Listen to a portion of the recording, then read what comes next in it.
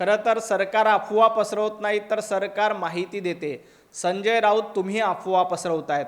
रोज सकाळी भोंगा वाजवायचा आणि अफवा पसरवायचं काम संजय राऊत यांच्यामार्फत सुरू आहे।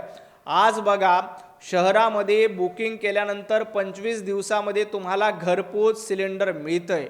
काही ठिकाणी निश्चित तुटवडा आहे, परंतु हे साठेबाजी केल्यामुळे हा तुटवडा निर्माण झाला आहे। परंतु सरकार अतिशय सजग आहे। घरगुती सिलेंडर कुठेही कमतरता पडणार नाही। प्रत्येक घरापर्यंत सिलेंडर पोहोचवण्यासाठी सरकार देखील कटिबद्ध आहे। संजय राऊत असं म्हणतात की आम्हाला गॅसचं पाईप आमच्याकडे आहे तरीही आम्हाला सिलेंडर हवं। संजय राऊत तुमच्याकडे जर का गॅस पाईप असेल तर तुम्हाला सिलेंडर कशाला लागतंय? तुम्ही जाणीवपूर्वक सिलेंडरची बुकिंग करून लोकांना त्रास होईल असा प्रयत्न करतायत।